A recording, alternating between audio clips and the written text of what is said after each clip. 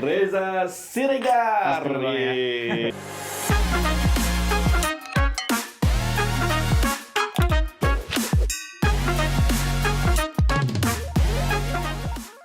Rasanya nggak berubah ya. Tetap air putih, Bang. Air putih ya. Air putih ya isinya ya. Iya. Za, ini kayaknya bakal seru deh ngobrol sama Reza nih. Gua udah kebayang-bayang ya. Wah, soalnya experience lu tuh banyak banget dan kayaknya kalau dibagikan ya itu nggak cukup sehari, apalagi cuma 30 menit, 40 menit. Ja, lu dulu ambil teknik sipil. Iya, di Universitas Pancasila. Oke. Itu tahun berapa ya? Lulus tahun 2019, Oke. masuknya 2015.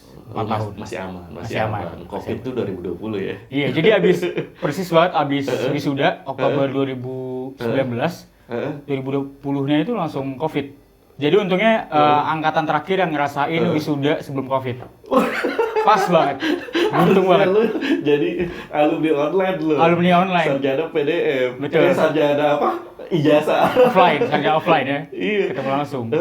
Tapi ya, alhamdulillah itu terakhir banget ya. Iya, terakhir. Terakhir dan setelah lu langsung online Langsung semua. online tuh. semua gitu. Hmm. Jadi beruntung sih. Tadinya itu sempet mau nunda lulus. Iya. Tadinya kan itu kan 4 tahun ya. Kenapa? Revisinya belum kelar atau gimana? Jadi waktu itu tahun 2019 itu bertepatan sama ikut ajang Abang None Jakarta. Oke, di Itu Jakarta ke Barat. Jakarta Barat. Oke. Terus lolos ke DKI. Itu dari Jakarta Barat sampai Jakarta itu makan waktu dari bulan Maret sampai bulan Juli. Dan itu full banget. Sedangkan itu jadwalnya skripsian seharusnya. Dan udah niat setiap karantina tuh udah bawa laptop terus setiap hari. Jadi setiap malam nyampe hotel itu sebenarnya udah buka laptop, cuman nggak dikerjain. Nah makanya tuh sempet, aduh apa diundur aja ya. Iya. Jadi lu sempet pengen, wah jangan-jangan diundur nih Bener, gitu. iya. Tapi alhamdulillah akhirnya tepat waktu kan. Tepat waktu karena dukungan dari teman-teman juga sama keluarga sih. Oke, keren banget itu. Jadi Alhamdulillah. selamat. Alhamdulillah jadi sarjana offline. Betul. Nggak kebaik kalau harus online sih. Kenapa? Apa karena nggak asik atau ya suasananya kan itu seremonial ya wisuda. Iya. Kita pengen merayakan gitu kesuksesan Iya. studi kita itu bareng teman-teman. Tapi karena online kan jadi akhirnya sendiri-sendiri dan di rumah aja kan gitu. Vibes-nya hilang aja gitu kalau online. Iya sih. Iya, cuma ya buat teman-teman yang online ya udahlah selamat aja ya. Sama aja kok. Sama-sama lulus ada sarjananya. Iya, yang penting itu, yang penting lulus. Yang penting lulus, betul. Nah, Reza, nah ini menarik teman-teman ya. Reza ini sarjana teknik dari Universitas Pancasila dan rupa-rupanya gitu enggak linear gitu loh sama kesehariannya dia sekarang gitu. Lu ini apa-apaan? Nggak sejalan ya. Lu ini apa-apaan? Jadi Reza sekarang jadi jurnalis. Iya. Udah mulai dari tahun 2020 kemarin bulan November itu start menjadi jurnalis. Dimulai dari pembawa berita di TVRI dan gue udah lihat ya. Wah, di situ gue ngeliat lu ya berkarakter, unik, suara lu juga oke lah. Jadi Alhamdulillah ya. iya, jadi lu tuh punya kekhasan. Lu tuh geter ya. Iya. Gua nggak bilang cadel ya. Iya, cadel. Kalau gue bilangnya cadel. Iya, dan itu unik ya. Itu Iya. unik. Itu nilai jual lu lah gitu. Dan lu juga punya program di Transmedia. Iya. Nah ini sebenarnya teman-teman gue agak ini juga ya. Soalnya depan gue ini dia punya program podcast juga di Transmedia. Iya, betul. Gitu. Sebenarnya tadi agak ketawa-ketawa sendiri tuh karena gini jadi bintang tamu di podcast tuh agak unik ya. Oh gitu. Soalnya biasanya kalau jadi host kan mikir nanya apa nih gitu. Iya. Sekarang jadi narsum kayak oh enak banget ya. Santai banget. tinggal lu tunggu pertanyaan dari gue betul. aja gitu ya. Sebenarnya bukan kita, gue nggak mau nanya-nanya juga sih Ja. Iya. Intinya kan ya pengen ngobrol aja sama Reza di Gen Islam Cinta podcast ini. Anyway, thank you banget sudah berkenan. Sama-sama Bang. Ya, jadi menarik nih. Reza pegang podcast di Transmedia itu udah berapa lama aja? Dari bulan Mei awal tahun ini. Udah berjalan berarti 4 bulan ya. 4 bulan. 4 bulan. Lancar alhamdulillah ya. Lancar alhamdulillah. Setiap hari apa sih? Setiap hari Selasa jam 2 siang. Bisa dilihat di, ini sekalian promosi ya? It's okay, boleh ya? Fine. Yeah. Lihatnya kemana nih? Ke situ? Boleh, Oke. boleh. Lihatnya di Instagram @serunchanneltrv atau di YouTube channel di Transvision Official, dan bisa nonton juga di Transvision Channel 333. Oke. Jadi ada 3 platform. Iya, ya mudah-mudahan lancar ya. Lancar, Iya. amin. Tapi ya sayangnya kalau lu lulus di CNN Indonesia, Aduh, amin. Amin.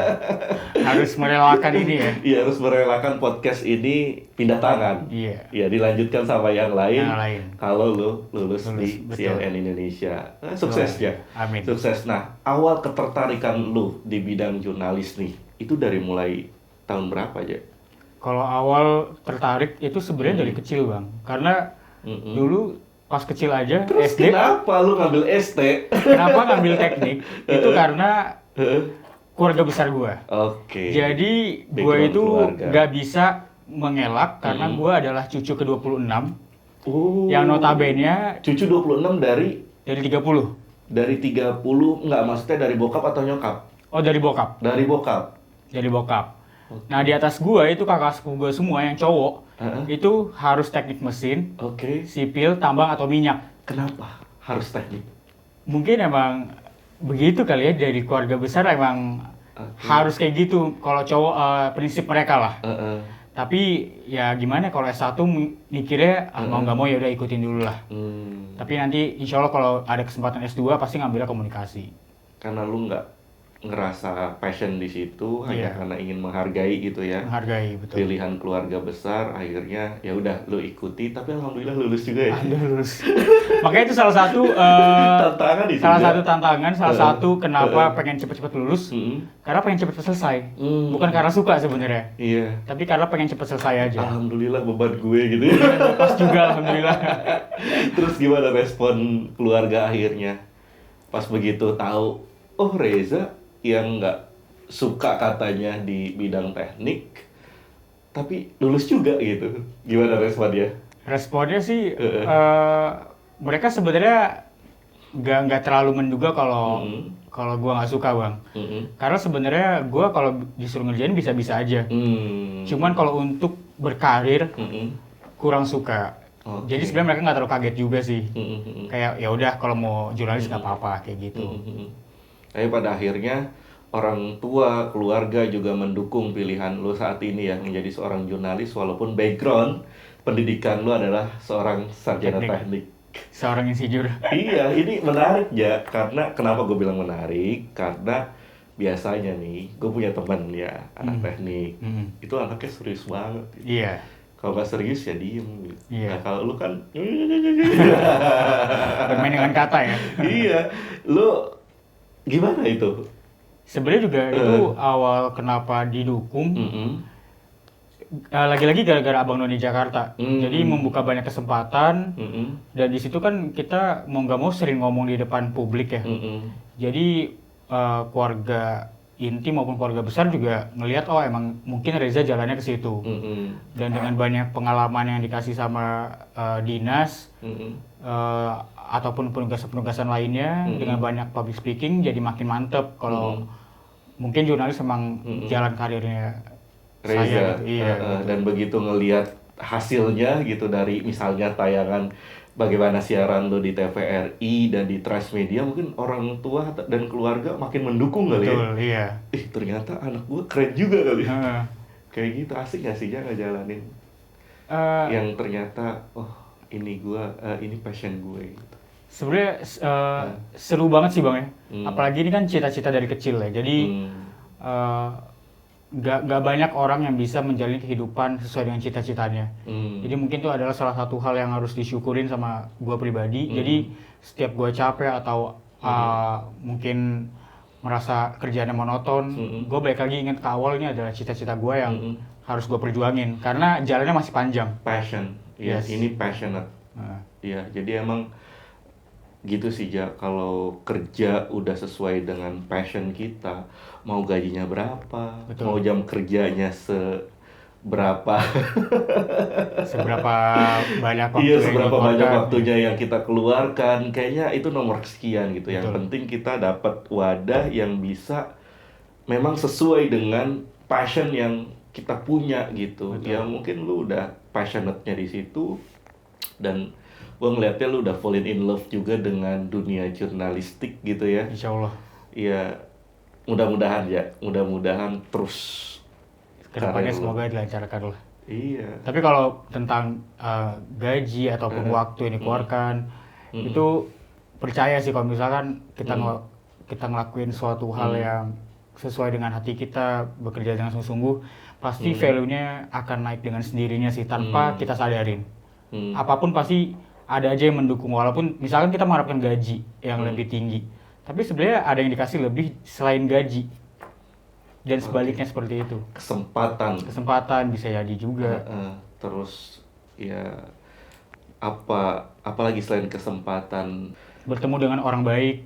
Iya. Itu juga salah satu hal yang harus disyukurin juga. Iya, itu bagian dari opportunity juga menurut gue gitu. Jadi kalau gue sih lebih ke senang aja bekerja yang sesuai dengan passion kita, itu asik gitu, seru.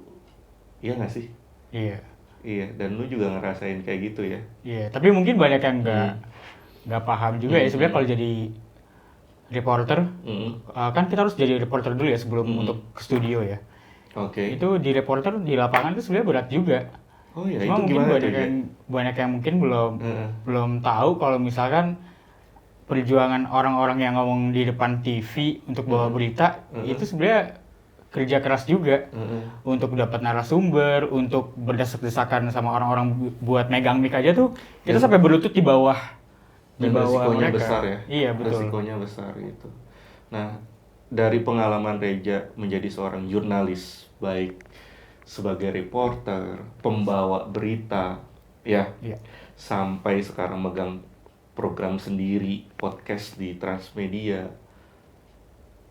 mana yang paling menantang? Misalnya sebagai reporter deh, sebagai reporter, pada saat liputan di mana dan ngeliput apa yang bikin lu, aduh begini amat sih. Gimana? Yang paling menantang, yang paling seru mungkin pas syuting untuk program Pesona Indonesia di TVRI, itu kayak my trip, my adventure gitulah intinya lah. Itu kan kalau itu lokasinya di mana? Lokasinya itu di Bogor sana lah, di gunung gitu. Kalau reporter itu kan jurnalis biasanya kita tuh selalu tahu kita mau kemana besok itu H-1. Jadi itu salah satu hal yang paling seru jadi jurnalis. Ada aja surprise untuk besok gitu loh. H-1. H-1 biasanya. Besok lu liputan. Berarti hari ini dapat kabar ya? Iya, mungkin jam 10 malam atau setengah 11 baru dikabarin. Oh gitu. Dan waktu itu yang paling seru adalah pas mau syuting untuk program ini, Pesona Indonesia, itu baru di-share skripnya malam-malam kan. Kita berangkat udah besok jam 3 pagi udah harus berangkat dari kantor. Pas baca di skrip harus naik motor trail. Ada salah satu adegan naik motor trail. Awalnya agak-agak tegangnya karena saya pribadi kalau naik motor biasanya metik terus. Jadi takut kagok. Dan sampai sana mikirnya mungkin naik motor trailnya di track biasa. Pas udah syuting, ternyata dari kaki bukit sampai atas bukit. Itu agak-agak shock ya. Itu paling challenging. Jadi dari kaki bukit udah syuting, di depan tuh kameramen dari mobil udah nge-shoot sampai atas. Itu sempat jatuh juga. Sempat cedera juga. Tapi itulah serunya. Itu maksud gue aja. Jadi kalau kerja sesuai dengan passion kita gitu, apapun tantangannya, segimana beratnya rintangannya, pasti kita bisa lalui dan enjoy gitu melewati itu. Iya nggak sih? Iya. Iya, kalau nggak passion ini ya nggak. Ya kalau yang nggak passionate ini yang agak berat gitu. Begitu dikasih challenge yang dadakan kayak gitu belum tentu ya. Cuman yang selalu dipegang sih Bang kalau sama saya, ada 4 poin sih yang selalu saya Apa ingat itu? kalau misalkan lagi capek atau apa gitu. Itu kerja keras, kerja cerdas, kerja ikhlas, yang terakhir kerja tuntas. Jadi setiap ada yang nggak imbang di dalam hidup saya, pasti saya mikir, oh apa nih salah satu poin yang gua miss. Misalkan saya udah kerja keras, udah kerja cerdas, udah mau tuntas lah pekerjaannya, tapi ternyata saya kurang ikhlas. Sebaliknya mungkin kalau saya udah ikhlas ngerjainnya, udah kerja keras, tapi ternyata oh caranya salah, saya kurang cerdas. Jadi menurut saya kalau saya pribadi ini 4 poin hal yang seimbang, menyeimbangkan. Jadi itu hal yang selalu saya ingat. Dan ini jadi tolak ukur lu juga ya. Betul. Untuk bisa bekerja lebih baik lagi dan terus lebih baik lagi gitu. Iya betul. Iya, keren juga. Dan lu seneng gak sih, Ja? Maksudnya keluarga gitu, keluarga terutama ya. Seneng gak sih pas begitu ngelihat, wah Reza ada tampil Iya. di layar TV gitu, terus membawakan berita, terus ditambah juga dengan acara podcast gitu. Iya. Gimana perasaan mereka aja yang Reza tahu? Seneng sih ngeliatnya karena sempat tahu juga mereka dulu sempat nobar juga. Oh gitu. Iya jadi kayak oh lucu juga ya. Terus kayak dipanggil-panggil orang tua manggil kayak keponakan kayak Reza ini tuh dari ada Medan tulang ya? Reza, Dari tulang Medan ya? Reza. Iya, makanya dipanggil tulang. Oh, oke. Tulang Reza tuh di TV tulang Reza gitu. Jadi kayak oh lucu juga ya. Diliatin keluarga sendiri. Ya pasti ya. Keluarga yang ada di Medan terutama, wah seneng lah. Oh, kalau di Medan nggak ada bang. Oh nggak ada. Keluarga semua di Jakarta. Oh gitu. Iya. Jadi keluarga asli Medan, ya, tapi semuanya stay di Jakarta. Iya. Oke. Tapi tetap bilangnya bukan Om, tulang gitu. Tulang. Tetap adatnya masih kepegang. Oh iya. Harus itu wajib. Iya, jadi di Medan itu udah nggak ada saudara. Udah nggak ada sama Udah sekali. nggak ada. Belum Semuanya- pernah ke sana. Semuanya udah move ke Jakarta. Betul. Menarik. Jadi kalau ada misalnya Lebaran gitu, nggak mesti pulang ke Medan ya? Nggak perlu. Semua Nggak dari perlu, Jakarta. Karena semuanya sudah di sini. Makam pun semua di Jakarta. Makam nenek kakek semua di Jakarta. Oh gitu. Oke. Tapi Reza sendiri nih karena ya asalnya dari Medan, pernah kepikiran pengen tinggal di Medan nggak? Atau udah cukup di Jakarta aja ya? Kalau untuk kepikiran tinggal di Medan sih nggak Belum. pernah ya. Cuman Belum atau kepikirannya nggak malah di Bali. Oh gitu. Karena kan saya lahir besar di Bali. Oh gitu. Iya. Jadi lahirmu di Bali. Lahir di Bali, di Sampai Pasar. berapa lama? Sampai SD kelas 6. Oke. SMP pindah ke Jakarta Selatan. Sampai sekarang. Sampai sekarang. Makanya kalau ada kesempatan untuk pindah di luar kota, pasti milihnya Bali. Karena bisa dibilang anak Bali, giant hidup di Bali kalau orang-orang Bali ngomongnya. Apa yang bikin enak tinggal di Bali itu ya? Karena sangat diverse, sangat beragam. Jadi toleransinya tuh tinggi di sana bang, di Bali. Mungkin banyak orang bilang susah nyari makanan halal di sana ya. Cuma itu pasti orang-orang ngomong itu yang belum pernah ke Bali. Itu sebenarnya gampang banget nyari makanan halal di Bali, gampang banget. Pernah ke Bali? Makanya sukanya di situ karena saya SD itu waktu itu berkesempatan waktu itu masuknya SD yang internasional. Jadi senang aja punya temen yang dari 6 agama. Jarang kan punya. Jadi satu sekolah itu Reza bisa punya teman yang ya basic ada Kristen, agamanya. ada Katolik, ada Buddha, Hindu mayoritas. Konghucu pun ada. Jadi dari kecil udah dibiasain dengan toleransi. Setiap hari raya besar agama manapun kita ikut tahu jadinya itu hari raya untuk apa. Jadi saling menghargai lah. Jadi itu yang bikin lu betah di Bali ya? Betul. Ya gue juga sih sebenarnya. Pengen ke Bali bang ya, cuman corona. Iya, pengen banget ya. Udah ya biasanya setiap tahun tuh ada aja kesempatan buat Keluar, bisa ya? ke sana gitu. Dan kadang di awal tahun atau di pertengahan tahun tuh udah jauh-jauh hari pesen tiket. Kan biasanya lebih murah ya. Betul. Dan dengan situasi kondisi kayak begini kayaknya ya Bali itu cukup jadi tontonan aja deh. Iya.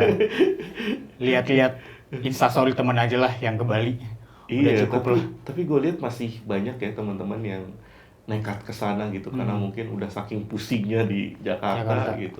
Ya udah gue pergi aja lah gitu. Cuma itu salahnya orang Jakarta bang. Kenapa tuh? Akhir-akhir ini kan kalau lihat berita, banyak orang dari luar kota yang ke Bali. Padahal mereka nggak tahu kalau Bali ini lagi zona merah banget, lagi tingginya sekarang. Itu yang ditakutkan sama pemerintah sekarang karena banyak orang yang mesen tiket jauh-jauh hari, tapi ternyata pas mereka datang itu lagi zona merah. Jadi susah juga sebenarnya kalau ke Bali sekarang, karena lagi mati. Itu dia aja, itu dia. Gue tuh sampai pernah pengen ngerasain gimana Idul Fitri di sana, terus puasa di sana. Jadi pernah terpikir ya, pokoknya harus ada momen satu kali dalam hidup gue gitu yang gue puasa tapi dikelilingi sama mayoritas Hindu, bisa dibilang sama mayoritas non Muslim lah, kayak gitu. Terus gue pengen lebaran di sana tuh sempat terpikir gitu. Tadinya tahun 2020 kemarin, tapi akhirnya karena COVID ya. Batal semua itunya. COVID semuanya ya. Iya, dan bahkan sebelum keluar ya, sebelum gua misalnya ngerasain puasa gimana di luar, terus lebaran gimana di luar, ya gue pengen melatih diri itu justru dari Bali gitu. Kayak gitu, kayaknya di Bali pun kita akan dapat ya experience itu. Iya, akan dapat experience itu yang pada akhirnya apa ya, gue pengen ngelatih empati aja sih. Iya, betul. Gitu, jadi toleransi itu baru bisa kita miliki dan apa ya, complete dirasakan kalau kita punya experience. Kita ngerasain langsung. Nah, kayak gitu. Dan kayaknya Bali itu nggak cuma menawarkan alamnya yang indah, tapi values ya, solidaritas kemanusiaannya juga menurut gue luar biasa sih. Gue betah di Bali. Betah. Iya. Jadi lu berapa lama di Bali? Dari lahir? Dari lahir sampai SD kelas 6. Berarti KTP lu Denpasar dong? KTP Jakarta Selatan. Jakarta Selatan gimana ceritanya? Soalnya kan dari SMP udah di sini. Enggak, lu lahir di Bali. Lahir di Bali. Berarti tempat tanggal lahir lu Denpasar. Oh iya, tempat tanggal lahir Denpasar. Oh iya, maksud gua tempat tanggal lahir lu di KTP Denpasar dong. Denpasar, iya, betul. Wah, itu keren ya. Gua tuh dulu kepikiran Widadi tuh kayak gitu-gitu. Iya. Daripada Jakarta aja gitu ya. Iya, jadi Denpasar gitu. 13 Juni gitu kan. Widadi kan lahir tanggal 13 Juni. Iya, jadi Denpasar. Nah, kenapa gue sempat kepikiran kayak gitu? Karena gue dulu punya teman ya. Dia kelahirannya di Denpasar.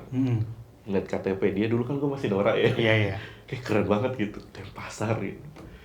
Kayak gitu ya. Siapa sih orang yang nggak mau ke Bali ya? Gue rasa orang-orang luar misalnya kalau ditanya gitu, ngapain ke Indonesia gitu, pasti mereka pengen bilang ya gue mau ke Bali.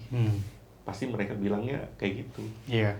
Kayak gitu. Nah, kita orang Indonesia sendiri, lu pada udah pernah ke Bali belum sih?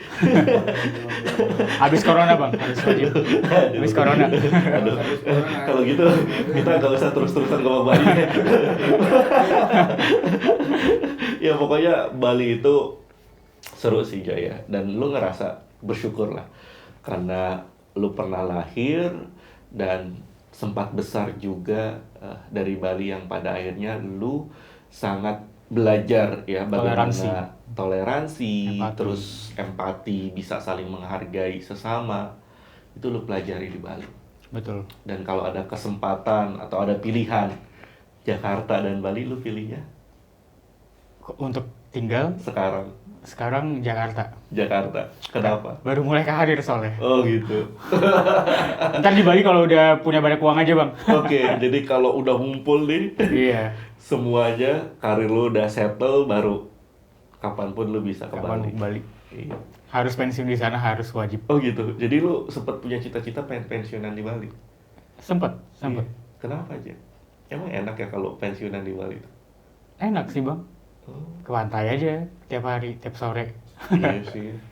Deket. Iya. Dan kayaknya cari uang tuh susah apa gampang sih di sana? Kalau di sana sih susah sih sebenarnya bang. Makanya orang banyak yang ke Jakarta untuk mencari lapangan pekerjaan, karena Jakarta yang paling terjangkau untuk semua orang. Kesempatannya luas. Kan di sana lokasi wisata, ya. Itu salah satu kurang meratanya bidang di sana. Jadi fokusnya cuma ke pariwisata. Bukan cuma fokusnya sih, maksudnya orang-orang banyak yang nggak lihat bidang lain gitu. Jadinya ya stucknya di situ aja sebenarnya. Oke. Tapi ya untuk liburan ya, untuk ketenangan kayaknya oke ya Bali itu Oke ya. banget ya. Oke banget. Ya untuk kunjungan beberapa hari lah ya. Iya. Tapi kalau untuk stay lama di sana kayaknya kayak cuma untuk getaway aja lah. iya, apalagi masih muda ya. Aduh, Iya. yang ada tidur mulu ntar. Seru lah Bali pokoknya. Oke, berarti lu di Jakarta itu dari lu SMP. Iya, 2011. Salah, 2008. 2008 ya. Iya, 2008. 2008 lu balik ke Jakarta. Gimana rasanya awal-awal di Jakarta itu? Waduh, culture shock sih bang. Oke. Dulu tuh gue di Bali tuh ngomongnya aku kamu. Terus pas di Jakarta, anak SMP ngomongnya gua lu semua. Iya. Gue kira buset nih nggak sopan banget nih orang Iya. anak-anak Padahal Jakarta itu gitu kan. bahasa Jakarta. Padahal itu bahasa mereka. Iya. Jadi ya dari SMP itu dikenal panggilan itu selain Reza adalah anak Bali. Karena melekat Bali sama Reza tuh melekat, Reza Siregar sama Bali tuh melekat.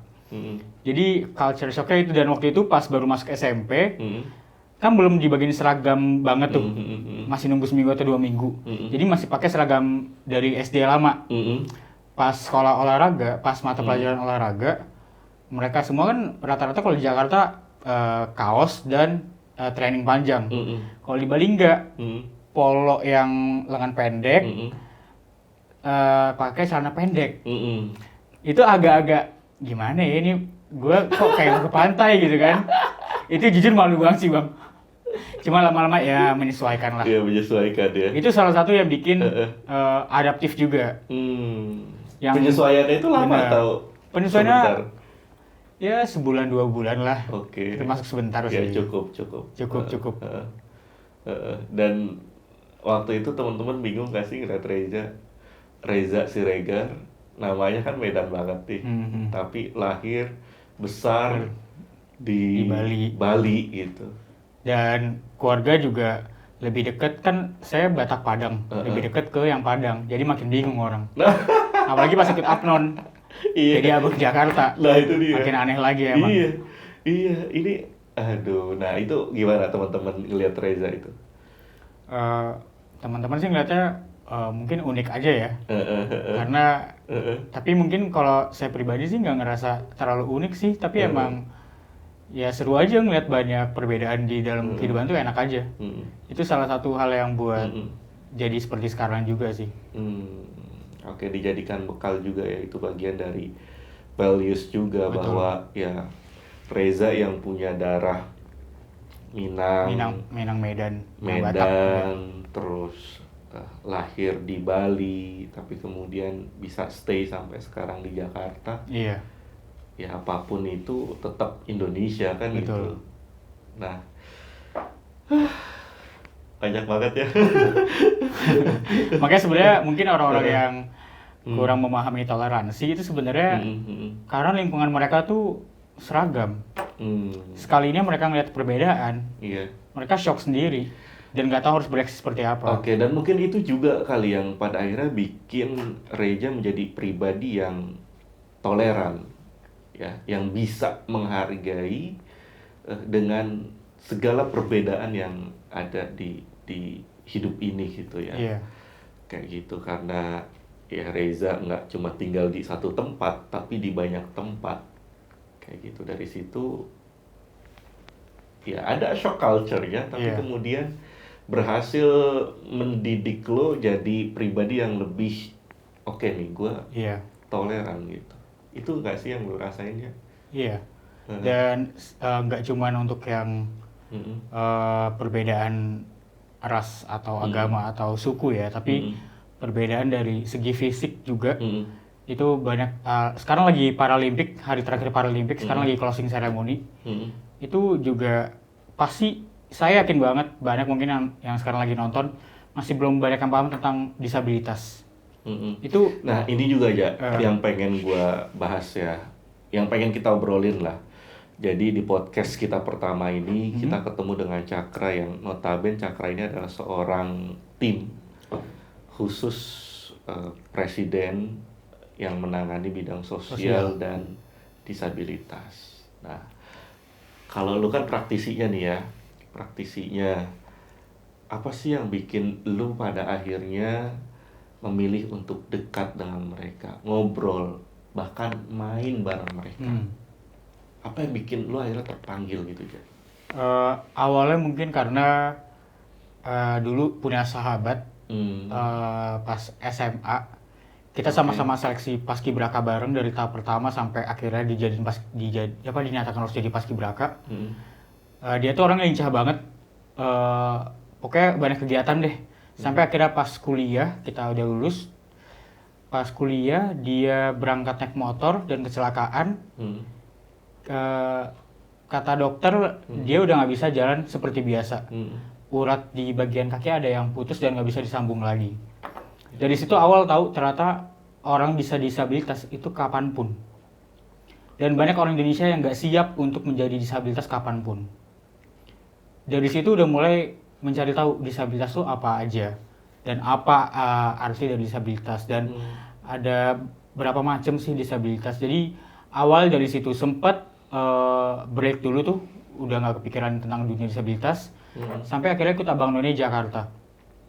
Di Abang None Jakarta waktu itu, sebelum Abang None Jakarta sempat ikut jadi panitia Asian Para Games sebagai asesor. Itu saya tugasnya mengecek seluruh fasilitas venue yang nantinya dipertandingkan. Itu udah akses belum untuk teman-teman disabilitas.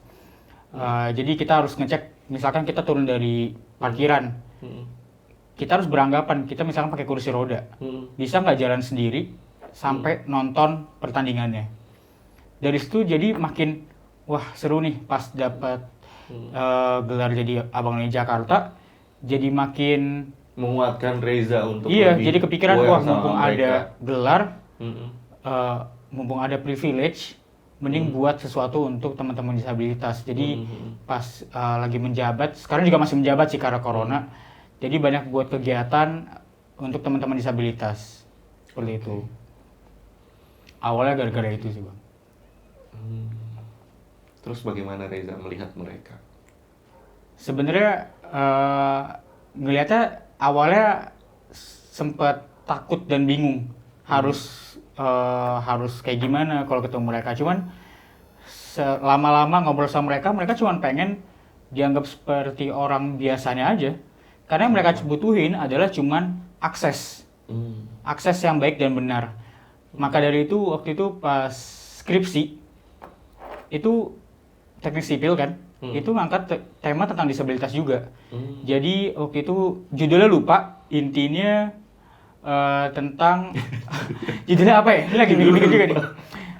Tapi waktu itu adalah ngecek seluruh fasilitas di komuter lain, apakah udah akses untuk seluruh teman-teman disabilitas.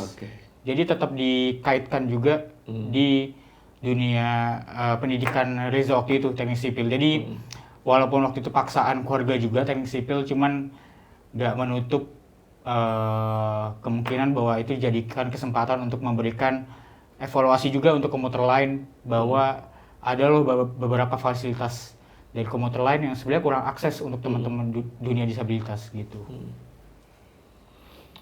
Oke, jadi pada akhirnya Reza juga banyak belajar dong dari mereka gitu ya, terutama soal bagaimana penerimaan diri. Betul. Ya, soal bagaimana mereka kemudian bisa mengapresiasi ya bakat mereka. Iya. Itu ya.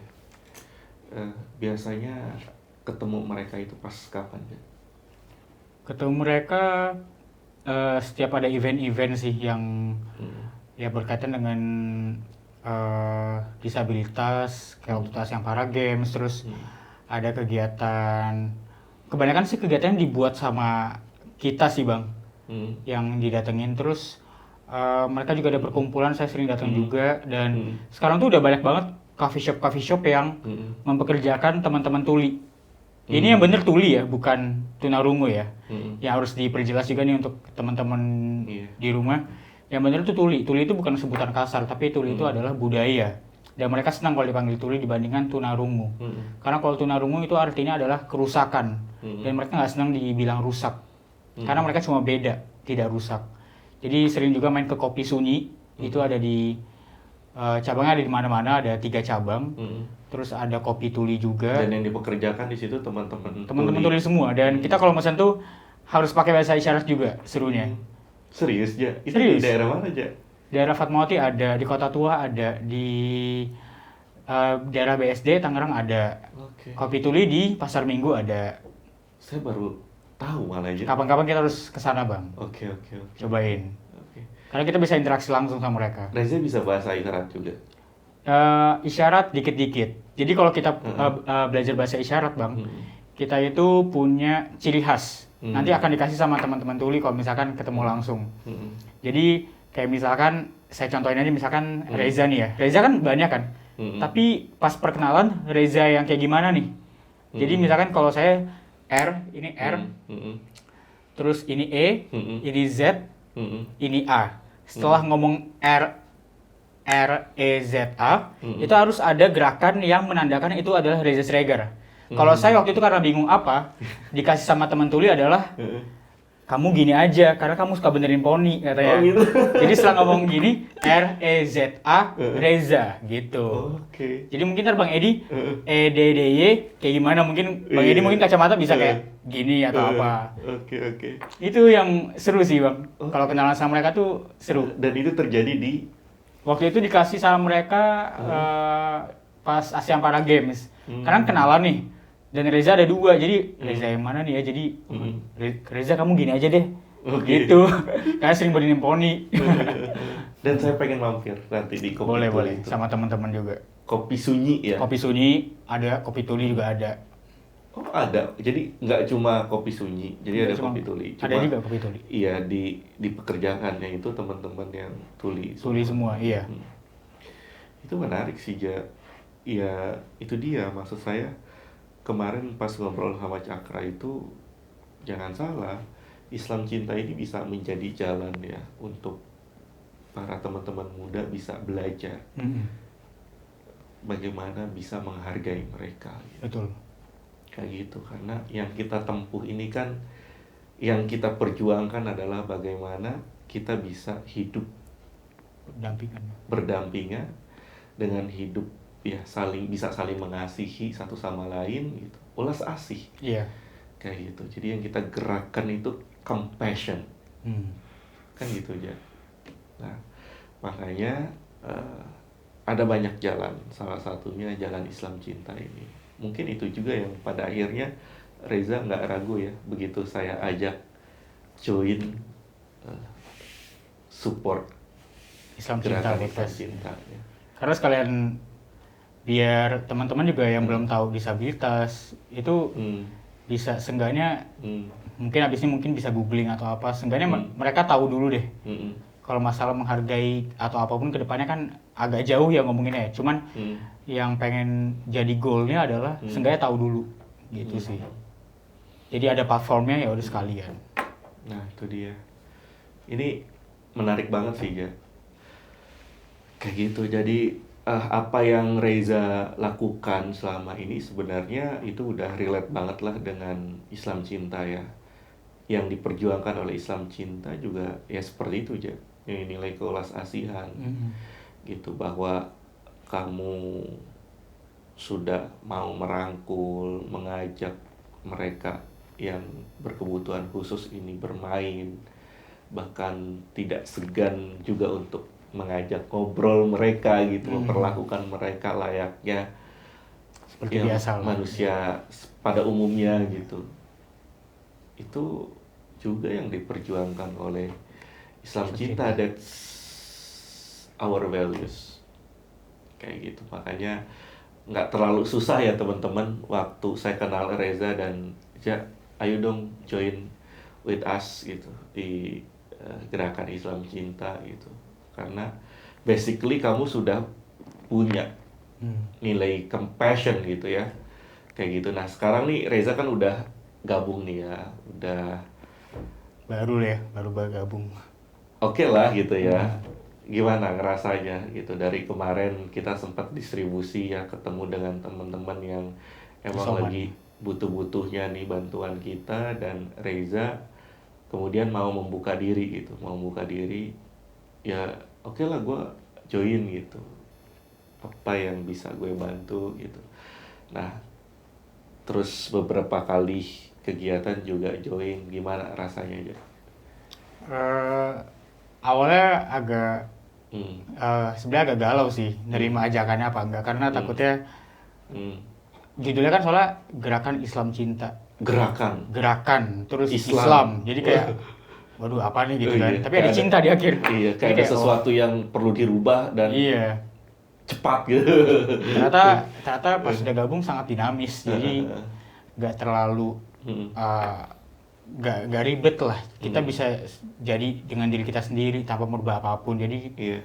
salah satu kenapa mau, karena ya itu. Nah itu juga aja yang selalu jadi banyak pertanyaan selama ini gitu. Saya setiap kali presentasi di mana-mana juga saya bilangnya kan gerakan Islam Cinta, Compassionate Islam Movement gitu. Nah orang kalau sudah mendengar kata gerakan atau movement itu seolah kayak ada sesuatu yang segera dirubah gitu. Iya. Dan sifatnya darurat. Ini ada apa sebenarnya? Gitu. Apalagi setelah kata gerakan itu ada kata Islam. Kayak gitu. Tapi kalau boleh saya jelaskan ya, kenapa kemudian kita pakai nama gerakan? Karena selama ini ya sebenarnya Indonesia ini nggak punya kekurangan orang-orang yang punya jiwa ulas asih sebenarnya. Ya. Cuma sayangnya orang-orang yang punya jiwa damai ini lebih banyak memilih diam dan mendiamkan. Kayak gitu. Jadi sudah terlalu lama lelap tidurnya, maka akhirnya kita pilih nama gerakan untuk menggerakkan mereka, untuk juga ayo sama-sama kita spreading love, compassion gitu. Nah terus istilah Islam Cinta, apakah Islam itu bukan cinta? Kenapa harus Islam Cinta? Kan itu aja yang selalu jadi pertanyaan. Iya. Ya kenapa Islam Cinta? Ya ini untuk taukid gitu kalau istilah bahasa Arabnya itu, untuk penegasan bahwa Islam itu cinta. Kan gitu ya? Kayak gitu. Dulu tahun 2012, 2013 awal-awal GIC berdiri itu, kita kalau googling gitu ya, selalu ada kata yang tidak mengenakan setelah kata Islam. Islamofobia, Islam teroris, Islam keras, Islam radikal. Kan gitu. Seolah Islam itu ujungnya seperti itu. Nah makanya kemudian kita buat kata Islam Cinta ini ya boleh dikatakan sebagai bentuk perlawanan kita juga terhadap istilah-istilah yang berkembang saat itu. Betul. Kayak gitu. Sekalipun kita masih terus berusaha agar bagaimana kata-kata Islam Cinta ini bisa menggaung di mana-mana gitu. Kayak gitu. Jadi ini hanya bentuk penegasan aja ya, penguatan gitu, taukid gitu, untuk menguatkan bahwa apalagi Islam itu kalau bukan cinta gitu. Islam itu ya cinta, apalagi Islam itu kalau bukan cinta. Bahkan bukan hanya Islam, dalam agama, semua agama itu yang mengajarkan cinta kasih. Betul. Kayak gitu. Jadi poinnya itu sih ya. Poinnya itu boleh. Iya, jadi Reja nggak usah khawatir. Udah nggak khawatir sekarang. udah nggak khawatir ya. Udah nggak khawatir ya, alhamdulillah gitu. Jadi ya mudah-mudahan GIC ini bisa jadi platform ya yang bisa juga membuat Reza merasa nyaman untuk bisa melanjutkan nilai-nilai yang selama ini jadi prinsip hidup Reza ya, bisa untuk ya apa ya, kalau boleh dibilang actionnya mungkin bisa dijadiin tempat untuk kita berkreasi gitu, bisa dijadikan tempat untuk kita bisa kolaborasi gitu, untuk bisa berbuat banyak hal. That's it, kan gitu. Iya, Zak? Iya, iya, iya memang perlu waktu ya, tapi kan seenggaknya udah mulai. Iya guys, iya, tapi seenggaknya Reza sudah memulai, dan don't worry gitu guys, untuk bisa memahami itu semua, guys, sudah banyak menerbitkan buku-buku yang kapanpun bisa Reza baca gitu. Terus secara tontonan visual juga kita sudah ada 2 film yang kita produksi. Kemudian kalau Reza suka belajarnya dari musik misalnya gitu, kita sudah ada beberapa lagu dari lirik lagu itu juga kita bisa langsung nangkep gitu ya, oh ini inti dari Islam Cinta tuh ini gitu. Terus ditambah dengan banyaknya tausiah misalnya dari Pak Haidar Bagir, terus dari Habib Hussein, dari Prof. Komarudin Hidayat, dari Prof. Nasaruddin Umar, dan lain sebagainya, yang kesemuanya itu nasihat-nasihatnya adalah untuk mewujudkan cinta kasih itu, dan apa yang mereka sampaikan itu ya itulah Islam Cinta. Jadi gitu. Semua platform ada ya, film ada, buku semua platform ada, kita babat habis semuanya. Babat habis. Iya, jadi nggak kesusahan kan sebenarnya. Ya Reja pas begitu googling juga pasti langsung ada kan.